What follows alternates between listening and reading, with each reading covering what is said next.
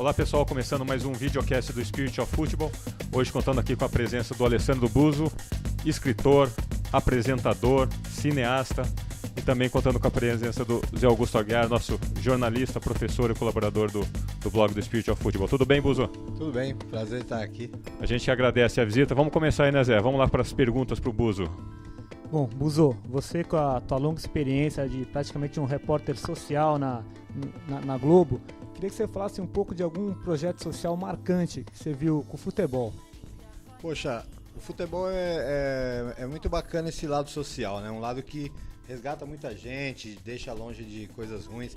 Eu sei que tem um projeto que eu visitei, ainda no tempo que eu estava na TV Cultura, que é o Jaú, ali da Penha. Interessante por ser um time de várzea com mais de 80 anos, né? E entre outros, em Guaianazes eu tive o prazer de ir também no Jabazinho, que é um pessoal que faz escolinha com as crianças e atende muita gente lá naquela região de Guaianazes, entre outros, assim. Então, tem o seu Toninho, que inclusive eu e o Godoy a gente esteve presente lá em Osasco, bem bacana o projeto dele. Exatamente, ele atende a molecada ali da rua da casa dele mesmo, muito próximo, dá uma atenção. A atenção já é alguma coisa, sabe? Não é de se desprezar. Aquelas crianças que estão ali na rua, ter uma atenção de alguém, e aí ele leva pro lado do esporte, sempre plantando coisas boas, dando dicas para as criançadas ali do dia a dia mesmo, para eles ficarem mais espertos e saber se desviar das coisas ruins. Então, assim, são vários espalhados por aí e a maioria deles, infelizmente, carente de apoio. E dentro dessas suas andanças, você citou o projeto do seu Toninho, assim, que teve algum momento que te marcou bastante? Você falou, a gente sempre busca a questão do espírito do futebol, né? Isso que vem na sua memória, quem que você acha que fala, esse projeto realmente eu colocaria como um dos número um, talvez? Poxa, eu fiquei muito impressionado, assim, que um rapper, que também é grafiteiro, chamado Prodígio, ele me ligou oferecendo uma pauta pra TV, e essa pauta falava de futebol, de várzea. O que ele queria fazer? Ele queria pedir para os times que utilizam um campo lá, que é o CDM do Jardim Soares, que é da prefeitura, né, que eles utilizam há muitos anos. Ele queria que os times que frequentam aquele campo doassem as tintas para ele fazer uma oficina de grafite com as crianças. E no muro, que era todo sujo de bolada, atrás do gol, era um muro branco que não era mais branco de tanta bolada, ele iria desenhar o símbolo de todos esses times que jogavam no campo. Entre eles o Jabazinho. Entendi. E aí ele Bu, será que dá uma cobertura sua? A gente aprovou a pauta.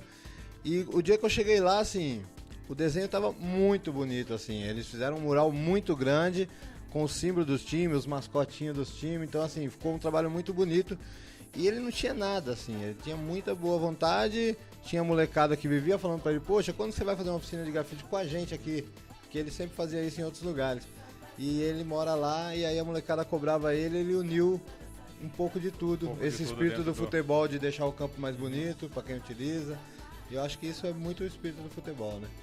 Entendi. Buso, você tem uma experiência grande também no sarau literário, você comanda também uns eventos de hip hop. O que além do esporte você acha fundamental para dar para essa molecada carente? A cultura, né, cara? A cultura, o esporte aliado à cultura, tanto um quanto o outro, tem que ter cada vez mais, tem que estar próximo, tem que ser fácil de chegar, de pegar, uma biblioteca, sabe? Eventos que possam ser gratuitos, porque muitas vezes um ingresso de R$10 já inibe uma molecada mais nova. Então, assim, cultura sempre. O que eu tenho visto com os saraus, que além do que eu apresento aqui no Bexiga, na livraria Suburbano Convicto, a gente tem um sarau suburbano, que é semanal, mas existe um circuito de saraus que tem em vários bairros, Brasilândia, Pirituba, Chácara Santana, enfim, por várias periferias de São Paulo tem saraus, e esses saraus estão sendo muito importantes, porque a pessoa chega ali meio que tímida, meio que para assistir, daqui a pouco ele está fazendo uma poesia, e a partir do momento que ele absorve tantas informações boas, ele acaba elevando sua autoestima, ele acaba sendo mais contestador, não aceitando tudo de boca calada. Então, assim, eu acho que cultura sempre. E o esporte também, né, cara? Onde é possível ter esporte, não só o futebol, mas qualquer modalidade de esporte, é muito importante. Ontem eu fui num festival de judô com crianças em São Miguel Paulista, na zona leste de São Paulo, com crianças de 5 a 15 anos, 16 anos. E aí você vê aquela molecadinha de 7 anos ali sabendo o que quer, sabe? Eu quero lutar, sonha com isso. Mesmo que ele não virar um atleta, que ele não vá disputar uma Olimpíada, mas todas as mães que a gente entrevistou ontem, todas as mães que a gente conversou, todas elas destacam que a partir do judô melhorou a disciplina, melhorou o convívio com os irmãos, melhorou o respeito com o pai e com a mãe, porque o esporte traz isso. Então, assim, não é só o futebol, assim, qualquer esporte é importantíssimo e a cultura também. São 2 pontos importantes aí no desenvolvimento, né? Cultura e o esporte aliados. Falando aí da molecada, me conta aí, como é que era o Buzo, criança aí jogando bola, como é que você começou as suas perambulâncias pelo futebol? Poxa, eu jogando bola, cara, eu fui um bom centroavante, aquele barraqueiro, que todo mundo fala que foi cagado o gol, mas que sempre tá fazendo um gol. Oportunista. Exatamente, eu chamo de oportunista, os caras falavam que era cagado. Poxa, eu lembro na minha infância, assim, eu tinha por eu não ser muito... não chego a ser um cara que não tem habilidade. Mas por eu ser mais um cara assim, finalizador mesmo, nas brincadeiras de rua assim, eu tinha um certo... não me impunha assim em campo. Aí quando eu comecei a jogar em times, já a partir dos 15, 16 anos, comecei a jogar nos times de várzea,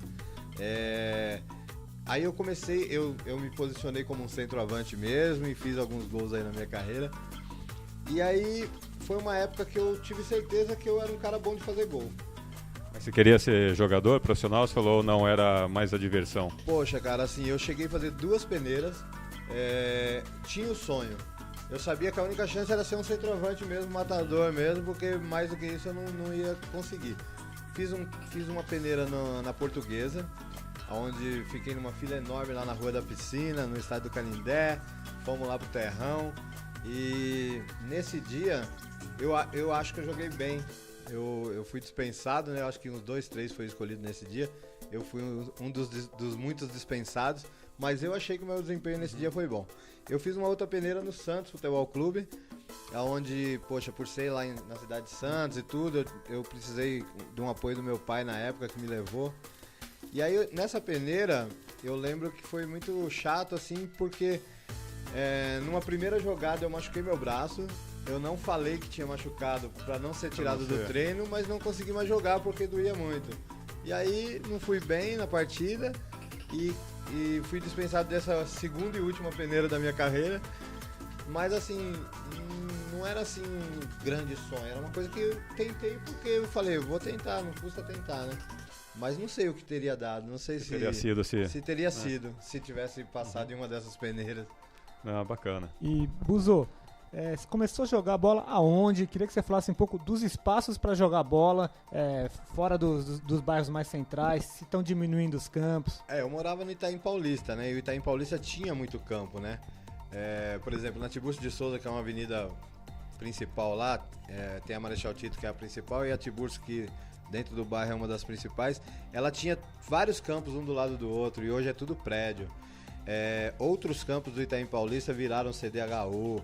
Então, assim, hoje lá no Itaim Paulista tem pouquíssimos campos, os que restaram, que sobrevivem à especulação imobiliária, mas no meu tempo tinha mais. Então eu joguei em muitos desses campos lá no Itaim, campos que hoje até não existem mais. E, eu fiz uns golzinhos, eu era um cara que, se bobeasse, eu fazia um gol. Eu lembro de uma partida interessante, que era um time que eu não conhecia o pessoal e nem eles me conheciam. Eu fui levado por um amigo meu que jogava lá. Eu não lembro agora o nome desse time, eu joguei acho que umas 3 vezes só por ele. Mas esse primeiro dia que eu fui, era um barrão, era um campo de barro e estava chovendo muito, verdadeiro lamaçal assim. E o jogo estava se arrastando no 1-1, né? Ia para uns pênaltis, que era um festival, quem ganhasse levava um troféu. Então, se acabasse 1-1, ia para os pênaltis. E eu lá tomando chuva, já sem experiência de entrar, porque já tava lá no final do segundo tempo e nada. Aí, né, eu olhei pro cara e falei, tomei uma chuva aqui, não vou nem correr atrás de uma bola. O cara falou, peraí que eu já vou te pôr. E aí, faltavam 5 minutos, eu entrei, corri, porque ia ser um escanteio, a bola foi cruzada, eu fiz o gol. Olha. E aí tinha... Entrou decidindo. E aí, apesar de eu ser palmeirense, nesse lugar aí, nessa sede desse time, todo mundo me chamava de Viola. Porque o Viola tinha feito aquele gol do Corinthians lá, né, meu? Em cima do Guarani. E aí, por eu ter entrado e feito o gol, o pessoal começou a me chamar de Viola. Na época eu não gostei muito, porque o Viola era do Corinthians. Mas foi um jogo que marcou aí. E aliás, o Viola era do Corinthians e zoava muito o seu time, o Palmeiras. Então, teve aquele aquele lance do porquinho ali, Teve o lance do porquinho, que na outra semana foi bem pago, né? O porquinho com 4-0 do Palmeiras. E o Viola depois chegou a jogar no Palmeiras, indo até muito bem, fez alguns gols e tal. O Viola era um cara bacana, né? No fundo a torcida em geral... Era diversão, né? Ele era um cara descontraído aí que o pessoal acabava gostando. Falando Mas aí... na época do Viola feito o gol, que eu fiz o gol e me chamaram de Viola, eu não gostei não, porque ele ainda era muito Corinthians. E falando, bom, já que você é palmeirense declarado aí, quem são os seus ídolos? Poxa, meu ídolo, assim, de eu não ter visto jogar, não tem como não ser o Ademir da Guia, assim, por você ver na televisão, né? Você vê a imagem do passado, assim, acaba sendo um ídolo também. Também, assim, uma época que eu não conheci muito bem, mas eu tenho uma admiração pelo César Malupo, centroavante do Palmeiras. Agora, da época que eu acompanhei, o grande ídolo é sem dúvida o Evair, né? O Evair é o grande ídolo, sem dúvida nenhuma. Um cara que eu já tive alguns contatos na rede social, mas não conheço pessoalmente, mas que gostaria muito de conhecer. E outro ídolo da época recente é o São Marcos, né, cara? Não tem como ser palmeirense e não ser fã do Marcos. Agora, não precisa ser palmeirense, né, pra ser fã do Marcos, né? O Marcos é um cara que consegue romper agregar essa barreira de torcida. E finalizando, se fosse para falar 3 ídolos da fase mais recente, eu fecharia com o Edmundo. O Edmundo, ele é um cara que foi guerreiro, que foi batalhador e trouxe títulos. Então, naquela época do Evair também, o Edmundo eu destaco. Qual que é um jogo memorável aí? 4-0 Palmeiras, dia 12 de junho de 1993. Nossa, já saiu o repertório inteiro aí. Né? Essa é o principal jogo da minha vida, porque eu vivi a fila, né? Tá. Eu virei meio que palmeirense, que eu lembro, assim, a primeira coisa que eu recordo foi pessoas na rua da minha casa no Itaim Paulista, lá no Jardim Olga. Eu tinha 4 anos de idade e o Palmeiras foi campeão paulista de 76. Eu não lembro do jogo, não lembro de nada, mas lembro do pessoal comemorando e é a primeira lembrança que eu tenho de eu ser palmeirense. E aí esse foi justamente o último título, né? Aí ficou aquela fila imensa de 18 anos e 9 meses. E eu acompanhei essa fila de ponta a ponta, fui em estádio antes da fila acabar, eu comecei em estádio em 1990. Eu tinha ido na final com o Inter de Limeira em 86, esporadicamente, e depois já tinha tomado aquela, né? E aí depois, 91, que o Palmeiras perdeu pro São Paulo, tudo isso eu acompanhei. E aí depois, em 93, a fase boa, 93, 94, vários títulos. Essa época eu tava indo bastante em estádio. Depois eu parei um pouco depois dessa época de vários títulos, eu parei por conta um pouco da violência das torcidas, um pouco porque os compromissos pessoais, trabalhar, a vida era muito difícil naquele tempo. Esses compromissos absorviam muito tempo e eu acabei me afastando, voltei a frequentar estádio há uns 2 anos, graças ao meu filho Evandro Borges, que é um palmeirense convicto. Fez a lição de casa, hein, Buzo?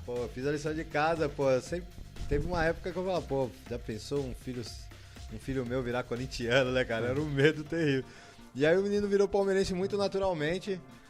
Não foi assim que eu forcei a barra. Eu só falei que ele não almoçava se ele não virasse palmeirense. Pouca coisa. Pouca coisa. E aí ele virou palmeirense e ele pede muito pra ir nos jogos. Por ele iria em todos os jogos na capital. E aí, sempre que eu posso, eu levo ele. Esse ano a gente foi já alguns. Entre eles, a estreia da Libertadores contra o time do Peru. Que é o... Não foi o jogo do Libertar, não? E eu fui contra o Libertar, que foi a grande festa aí, 35 mil palmeirenses e tal. E fui na estreia também. Então, assim, eu voltei aí no estádio e por conta dele. Bacana. E, Buzo, esse jogo contra o Libertar foi muito marcante, resgatou bastante a velha garra palmeirense. O que você acha que teu filho aprendeu? Tem tudo a ver com o espírito do futebol que você acredita nesse dia? Ele aprendeu assim nesse dia. Esse dia foi muito marcante, assim. Ele fez até um vídeo no celular dele, que ainda não postei, mas vou postar. Foi marcante, assim. Assim, uma coisa que já vem marcante dele é ele acreditar sempre, né, cara? O Palmeiras tava numa draga em 2012, perdendo, indo pra Série B. Aí ganhou a Copa do Brasil, foi legal, mas aí depois veio aquela fase ruim do Brasileirão. Mesmo nas piores fases, mesmo quando desceu, ele nem um momento, ele ficou com vergonha de ser palmeirense. Ele sempre teve orgulho. Esse jogo do Libertad trouxe esse orgulho para muitos palmeirenses além dele, né, mano? Porque a gente vê o estádio, não só o estádio estar lotado, né? Mas tinha momentos que todo mundo tava cantando, assim, parecia que tinha conquistado um título. Porque é um bico no azar, né? Um bico na má fase, é um bico no ano passado que foi ruim. É um novo horizonte daqui pra frente. Então eu acho que esse jogo trouxe pra ele, assim, um orgulho de ser palmeirense, não só pra ele, mas pra geral. Tem muita gente na rua que tá se escondendo de falar que é palmeirense, sabe? Algumas coisas recentes levaram algumas torcidas. Por exemplo, o Corinthians foi campeão mundial no mesmo ano que o Palmeiras desceu para a Série B pela segunda vez na história. Aí mais recentemente agora teve aquele jogo fatídico contra o Mirassol. Tudo isso fez com que os palmeirenses ouvissem muito piadas na rua, né, cara? Muita gente tirando barato, tira um baratinho daqui, outro barato dali. E esse momento que o Palmeiras vive agora, depois do Mirassol, né, que foram já 5 vitórias aí, entre elas essa tão marcante contra o Libertad, eu acho que trouxe um pouco a certeza de que o time é limitado, mas é um time guerreiro. Eu acho que a torcida só quer isso, né, cara? O cara soa a camisa, porque soa a camisa ali, mesmo que perder, a torcida vai reconhecer. É uma coisa bacana que a gente fala muito aqui, o propósito, do Spirit of Football, é a gente buscar quem tem esse espírito, quem é solidário, quem prega a união, tudo. Mas falando de futebol, acho que tem uma palavra que resume tudo, né? Essa questão da vontade, da raça, de sempre querer vencer. E acho que o Palmeiras, não só o Palmeiras, você pegar vários exemplos, né? Porque acho que o futebol é uma coisa muito cíclica, acontece, estudei com todos os clubes, mas o que a gente sempre procura extrair da essência mesmo é a questão da vontade, né? De superar, como você disse, do seu filho, de acreditar sempre. E a gente procura ver muitas analogias, né? A gente usa a bola, que você já conhece aqui do Spirit como um símbolo do projeto.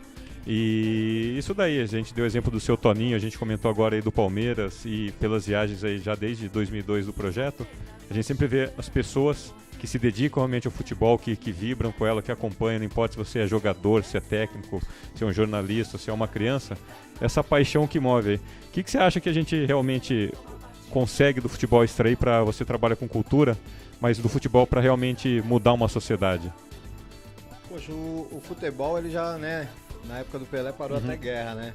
Então assim, o futebol é uma coisa universal, né, cara? Se você jogar essa bola, nós estamos aqui na região da Avenida Paulista, se eu e você descer lá na rua e começar a tocar a bola, com certeza mais alguém vai querer participar. Tudo, para o trânsito, para todo mundo. Para tudo, cara. Então assim, o futebol ele tem um grande poder, né, assim. E eu acho que se esse poder for direcionado, focado, para que além de ser uma coisa que todo mundo gosta, ser uma coisa que possa ajudar as pessoas, sabe? Pode trazer uma autoestima, pode elevar uma autoestima, pode...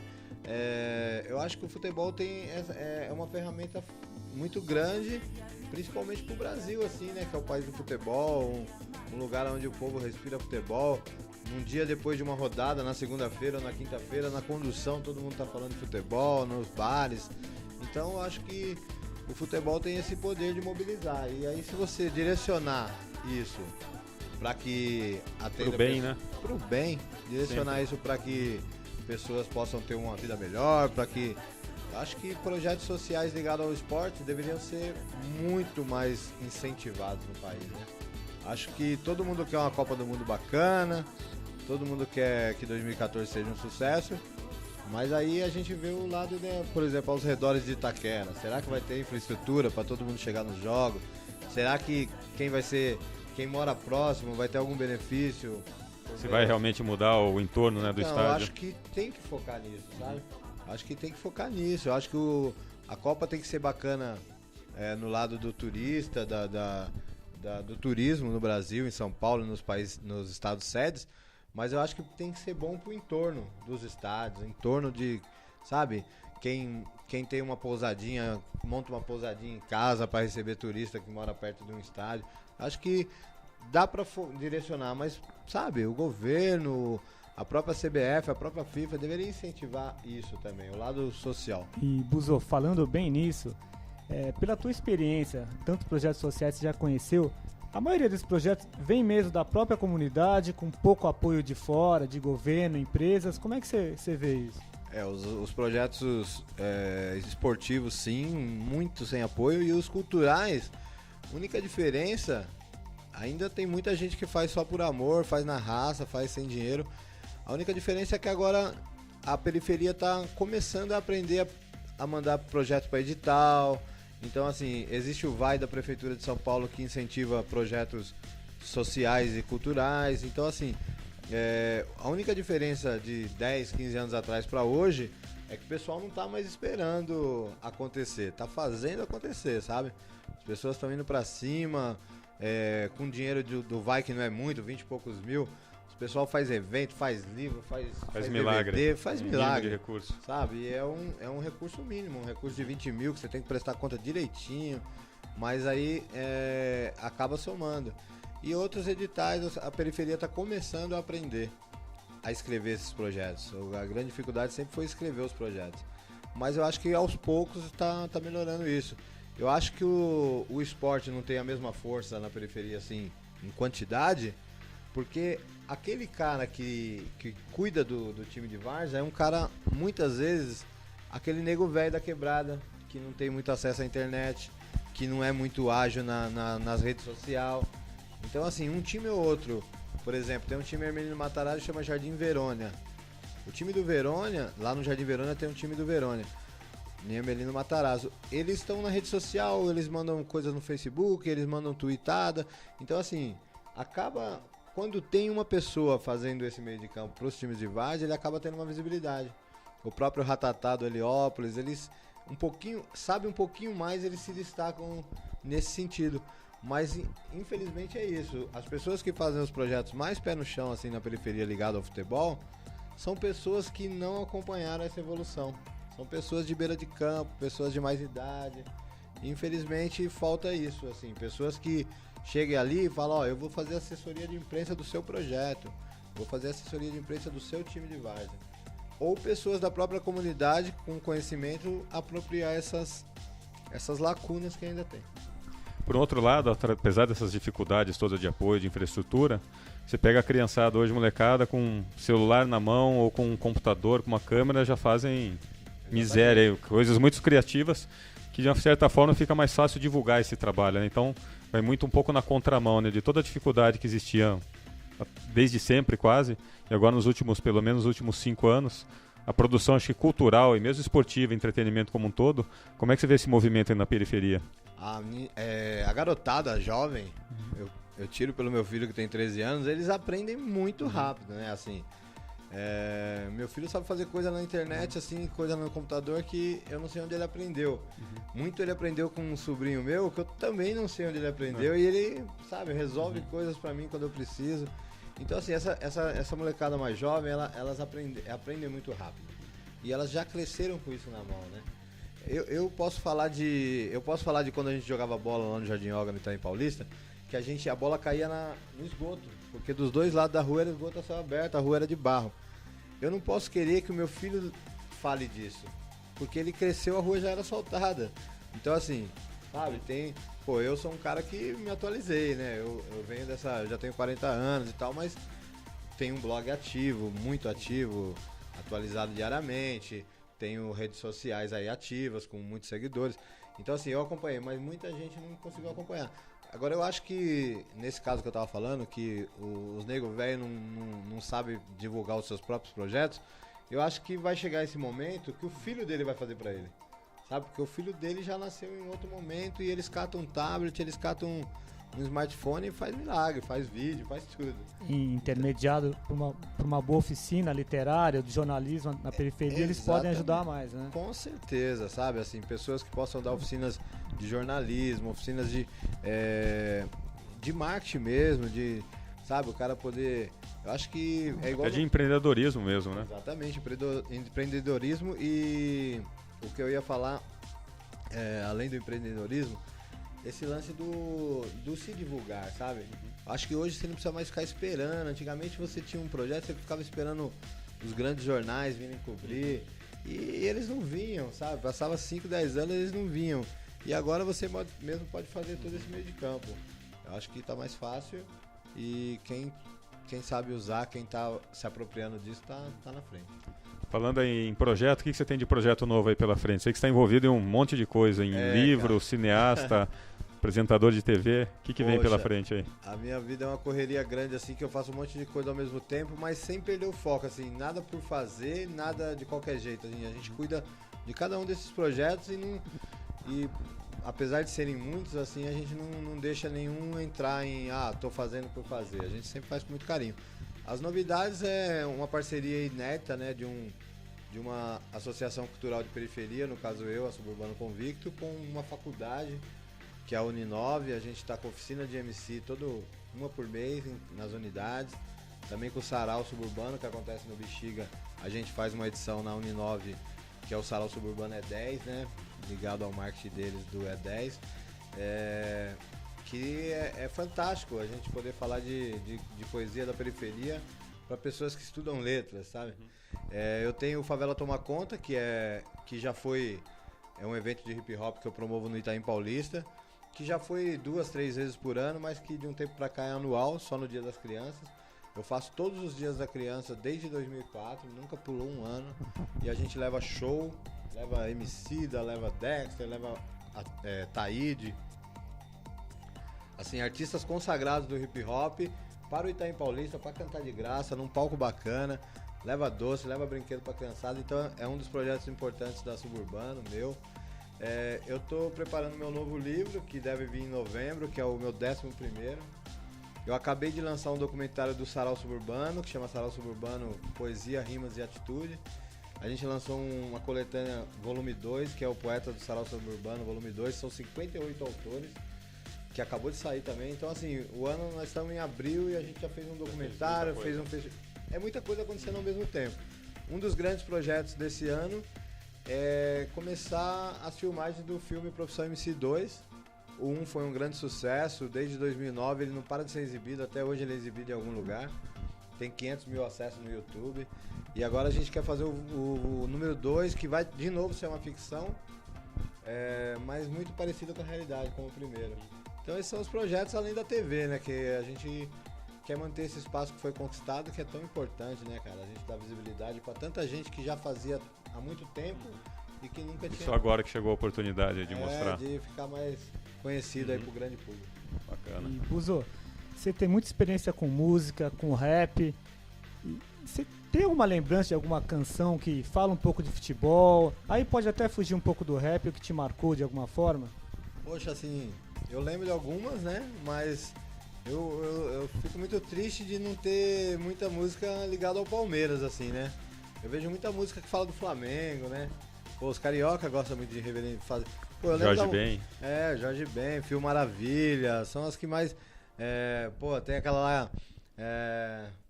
eu tenho uma preta chamada Tereza. Sou Flamengo, tudo Jorge Ben. Sou Flamengo e tenho uma preta chamada Tereza. Então, assim, o Rio faz muito bem isso, de reverenciar os seus clubes. Moraes Moreira fez uma homenagem ao Zico. Como é que eu fico nas tardes de domingo sem Zico no Maracanã? Exatamente. Pô, quem não gostava de ver o Galinho bater aquela falta no ângulo? Então, assim, eu acho que isso em São Paulo falta muito. É uma coisa que falta muito. Agora, recente, alguns MCs começaram a entrar nessa onda de falar de futebol, até por proximidade da Copa do Mundo. Tem o Max B.O., que fez uma música pro Luiz Fabiano. O Max B.O. é apresentador do programa Manos e Minas, da TV Cultura. O Professor Pablo é outro MC que fez uma música também, é São Paulino, fez uma música pro São Paulo. Então, assim, é uma coisa que tá começando a surgir, que eu acho muito legal. Destaco também, assim, existe... pessoas que são torcedores mais sem declarar, né? E existem outros declarados. O próprio Mano Brown é declarado santista, né? Ele vai nos jogos do Santos. Eu também, quando vou no jogo, sempre coloco uma foto no meu blog. É porque o meu público saber que eu sou palmeirense, assim. Em alguns livros meus eu escrevi. Eu escrevi passagens de futebol. Tem o segundo livro meu, em 2004, o personagem era palmeirense e viveu o fim da fila. Na ficção, mas coisas bem próximas da realidade e eu fui colocando em literatura. E Copa do Mundo aí? Falando em Copa, tá animado? O que você acha que vai dar? Pô, a Copa do Mundo, por ser em casa, a gente espera que dê Brasil, né, cara? A gente torce, acho que o título do Brasil traz alegria pro povo, já é uma grande coisa, né? E ainda traz outros benefícios. A gente torce, acredito, acho que o Brasil só perde pra ele mesmo, né? Sempre, né? Acho discurso Brasil... de todo mundo, né? Só se pede. Porque se o Brasil estiver alinhado ali com tanto craque que tem, né, cara? Você vê que surgem novos craques sempre. Eu acho que essa geração do Neymar, eu acho que a chance do Neymar dele arrebentar em 2014 é muito grande. Algumas pessoas criticam o Neymar, eu acho que as pessoas são muito duras, né? Acho que o cara, é um gênio, que já provou que é um gênio, então as pessoas ficam muito cobrando e criticando, e o cara passa 2 jogos sem fazer gol, já vira uma tempestade num copo d'água. Eu acho que tem que dar tempo ao tempo. O Felipão é experiente, né? Já ganhou uma Copa, então assim, eu acho que o Brasil tem chance. Eu lembro algumas coisas assim, que eu destaco a Copa do Mundo, assim, eu lembro muito no Jardim Yoga ainda, no Itaim Paulista, a Copa de 82, assim, foi uma Copa que eu lembro da galera estar junto, torcendo muito, assim. E aí era aquela seleção bonita, que jogava bonito. Eu era jovem, era criança, tinha 10 anos, mas eu lembro bem, assim, dessa Copa como sendo a primeira que eu acompanhei. E aí Verdade, nos detalhes, né? Verdade, eu lembro o jogo contra a Itália perfeitamente. Eu lembro que lá na rua da minha casa a gente estava todo mundo assistindo junto. Depois lembro da Copa de 90, aquela fatídico gol do Canidia. Eu lembro também que ainda era essa época que a gente se reunia. A gente tinha até mandado fazer umas camisetas lá no Itaim Paulista, que era uma torcida que chamava Brapovo. Bra de Brasil, povo, porque nós era o povão mesmo. E essas camisetas tinham um desenho do menino maluquinho correndo, que nós tirou do livro, ele correndo com a bola assim. Tinha o menino maluquinho. Meu filho usa uma camiseta dessa ainda hoje, que sobrou daquele tempo. E eu fiz um monte de coisa no Itaim Paulista, assim. Eu sempre fui um cara muito de organizar. Só que antes, como eu não tinha proximidade com a cultura, eu organizava mais coisas ligadas ao futebol. Assim, eu cheguei a ser presidente de torcida organizada. Eu nunca fui a favor da violência, mas já fui integrante de torcida organizada. Eu já fui integrante de grandes torcidas, né? Eu já fui da Mancha Verde. Mas depois surgiu uma necessidade de ter alguma coisa mais na Zona Leste mesmo. Aí a gente fundou, não foi eu que fundei, mas depois cheguei a ser presidente da Leste Alviverde. A gente ia em quase todos os clássicos, com o ônibus que saiu do Itaim Paulista pro Morumbi. Deve ser aí mais de 50 quilômetros de distância. Meu, era uma loucura esse ônibus. E um monte de gente, a gente ia fazendo uma festa, a gente sempre evitava arrumar confusão no caminho, mas como o caminho era longo, sempre alguém cruzava com a gente, então assim, a gente se esquivou de muita confusão, a gente não ia atrás da confusão, a gente se esquivava e nunca teve uma grande confusão com a gente. Já teve vez da polícia parar o ônibus e ter alguns fogos no ônibus, e aí a gente ia pra delegacia, mas esses fogos não estavam ali com a intenção de jogar em ninguém, era mais uma coisa um pouco... Pra comemorar mesmo. Pra comemorar, uma coisa... Bem, a própria direção ali, a gente pregava isso. Quando a Leste parou, e aí eu senti a necessidade de continuar, eu fiz a Porco Louco. A Porco Louco era legal que ela tinha a parte de baixo era um porquinho e a parte de cima era um periquito, o símbolo dele. E assim, eu fiz essas coisas assim, coisas que hoje assim eu não me vejo fazendo mais. Eu acho que o foco da cultura passou a ser o principal. De ter uma torcida e levar a gente do Itaim Paulista para os jogos, com certeza não faria mais isso, porque é uma coisa muito arriscada, é uma coisa que influi em muita gente. Mas foi legal naquele momento, sabe? Era o momento do fim da fila. A gente ia em 92, 93, a gente ia nos jogos e tal. Eu lembro que teve histórias também que acabaram marcando por serem tristes também, né? Eu machuquei minha perna voltando de um jogo do Palmeiras. E eu fiquei 6 meses com muitos problemas, correndo risco até de perder minha perna. E foi porque a gente foi socorrer um cara que tinha caído do trem. A gente estava voltando de um Palmeiras 2, Novo Horizontino 1, no Parque Antártica. E a gente estava todo mundo sentado conversando assim, o trem estava vazio, era um final de semana, tipo 7 horas da noite. O jogo tinha sido das 4 às 6. E a gente estava todo mundo conversando Aquele tempo os trens andavam com as portas abertas, era normal, algumas nem fechavam mesmo. E tinha um cara que estava na porta. E a gente estava todo mundo conversando, de repente o cara caiu. A gente só viu um barulho e o cara sumiu. E aí a gente desceu na estação seguinte. Uma coisa que eu acho que não aconteceria hoje, mas naquele tempo aconteceu. Os próprios pessoal da estação pediu pra gente voltar na linha até onde o cara tinha caído pra ver se ele tinha sobrevivido. Acho que, não sei se nos dias de hoje alguém mandaria um usuário descer na linha. Mas naquele tempo... não tinha tanta fiscalização. E aí voltando pra ver se o cara tinha morrido, né? Porque a chance dele morrer era muito grande. Eu caí num buraco, numa valeta que passava debaixo do trem e minha perna bateu no dormente. E aí minha perna ficou muito machucada e aí foi costurada domingo à noite. Hospital público, foi costurada do jeito que vocês imaginam.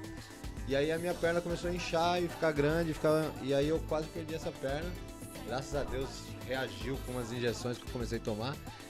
E aí eu lembro que o cara que tinha caído do trem, ele não morreu, ele tava indo fazer fisioterapia de muleta e eu ainda tava de cama. Quer dizer, eu fiquei pior que ele. E pra você ver como as vidas dessas duas pessoas, eu e ele, como a nossa vida tomou caminhos diferentes. Eu caí pra cultura depois, anos depois, e segui minha carreira cultural. E esse cara continuou nas torcidas, chegou a ser até presidente da Mancha Verde. Ele chegou a assumir o posto de presidente da Mancha Verde, quer dizer, ele frequenta e é assíduo da Mancha Verde até hoje. Uma vez eu tava no estádio e encontrei com ele, Buzo, que prazer te ver e tal. Mas a gente teve esse momento junto, essa tragédia junto, e aí dali em diante eu foquei na cultura e ele continuou na torcida, tá até hoje. Histórias do futebol. Histórias do futebol. E, Buzo, voltando um pouco, tantos projetos você já criou, desde criar a torcida, depois com Fui baloeiro, cara, fui baloeiro. Jamais eu seria baloeiro hoje, sabe? Com a consciência de que o balão pode causar um incêndio.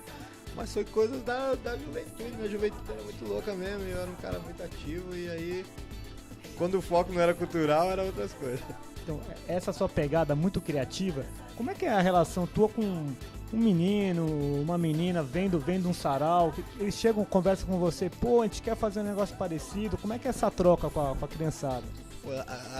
A criançada, ela se liga muito rápido nas coisas assim, quando você abre a possibilidade para ela. Quando a gente estava com o espaço permanente no Itaim Paulista, o espaço suburbano, que por falta de apoio tá parado, mas vai voltar, a gente via as crianças chegar ali mais fácil do que os adultos.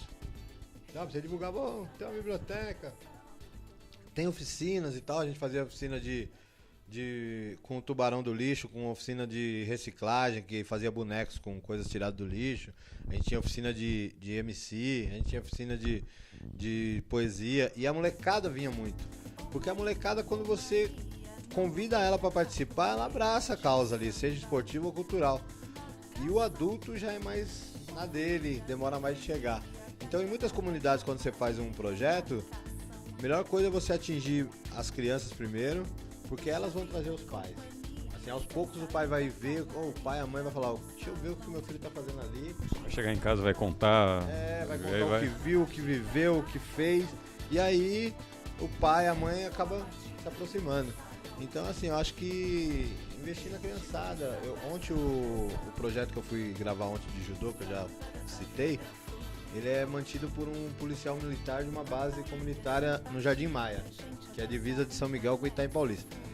Aí eu perguntei pra ele assim, por que você, além das suas obrigações como PM, né, por que você ainda mantém um projeto de judô, que é no seu horário de folga, de descanso, enfim. Ele falou, Buzo, os meninos estão entrando cada vez mais jovens no crime, e cansado de combater eles com 16, 17 anos, eu comecei a cuidar deles com 10. Porque com 16 eu não vou precisar cuidar. Prevenção já. Né? Tá investindo na outra prevenção. Visão, né? Agora, é um caso isolado, assim, não é a corporação que faz o projeto, é um cara que com muita vontade faz, que é o soldado Caetano. E aí você vê, ele falou pra mim também. Ele falou, eu falei, poxa, como é que é esse lance quando o pai te vê e tal? Ele falou, se eu tiver fardado, quase que ele não me vê, porque ele não olha. A pessoa tem muita restrição com o soldado. Agora, quando eu tô apaisando aqui, que eu tô aqui com a roupa de judô e tal, aí eles me chamam de Sansei. Ô, Sansei. E se eu tiver parado na esquina, fardado, eles perigam passar batido e eu apaisando, eles já me reconhecem e já vêm falar comigo. Então, assim, eu acho que, no geral, muda vidas, né? As crianças, quando alguém dá uma atenção e coloca o foco em coisa boa, a criançada abraça e se salva. A palavra é essa na periferia, se salvou. Porque a partir do momento que você tá ligado, por exemplo, com o break, dança de rua do hip hop, se o cara faz break, ele tem que ser um atleta, tem que treinar, tem que se cuidar. Ele tem que se cuidar do corpo, ele não pode beber, ele não pode, sabe, senão ele não vai conseguir. Então, assim, a partir do momento que você se envolve num judô, você se envolve num break, você se envolve num teatro, você se envolve em alguma coisa positiva, as coisas negativas automaticamente vão ficando pra trás. Ocupa espaço, ocupa a mente, acaba já prevenindo qualquer... Eu sou um cara que eu não escondo a minha história, né? Eu usei droga há alguns anos, usei cocaína, usei até mesclado, que é uma mistura de crack com maconha. E assim, a minha família e o hip hop, a minha família, minha esposa, meu filho depois, posteriormente. Eu parei de usar droga antes de eu casar em 98. Mas a família foi a primeira base de eu parar, né? O amor que eu tinha pela minha noiva, que virou minha esposa, Marilda. E depois o hip hop chegou e a literatura. Então, assim, essas três coisas, o hip hop, a literatura e a minha família, me afastou das coisas ruins que eu fazia. E hoje é muito claro pra mim que nos lugares que eu vou, quando você vê um moleque envolvido num projeto, ele tem 1001 chances de seguir um caminho mais positivo. Se Mesmo salvar. com as dificuldades financeiras aí, se salvar desse mundão. Com tanta coisa ruim, né, cara? Muito bacana. A gente recebeu hoje aqui Alessandro Buzo. Buzo, muito obrigado pela sua presença aí. Foi um prazer aí. Posso fazer uma poesia? Claro, vai lá. Vamos lá. Essa poesia fala inclusive de Copa do Mundo. É mais ou menos assim. Me chamo Alessandro Buzo, orgulho de ser brasileiro, não só em ano de Copa. São Paulo, metrópole, minha terra, meu lugar. Sou lá do fundão da leste, lugar de Cabra da Peste. O Itaim é o paulista, não é o Bibi dos boy. Gueto, periferia, favela, é tudo isso que eu vejo olhando da minha janela. Lugar melhor que lá não existe. É lá que eu escrevo meus livros, é lá que cresce o meu filho. Gosto tanto do lugar que costumam me chamar de suburbano convicto. Aí, grande Buzo, esse é o cara. Valeu, parabéns. Obrigado. Poeta, escritor, cineasta. Daqui a pouco ele aparece com mais uma função nova aí. Mais uma vez, Buzo, obrigado pela presença. Zé Augusto, pelo apoio aí. Uma função E nova também... que já existe um dos embaixadores. Verdade, aqui. Alessandro Buzo, nosso embaixador do Spirit of Football, começou com a gente basicamente desde o início aí do projeto, que levou o Spirit num dos primeiros workshops lá em Osasco, no projeto Seu Toninho. Tá aí, vamos escutar bastante coisa aí, né, Buzo? Junto do Buzo, Spirit of Football, atuando aí na comunidade. Tá joia. Obrigado, Buzo.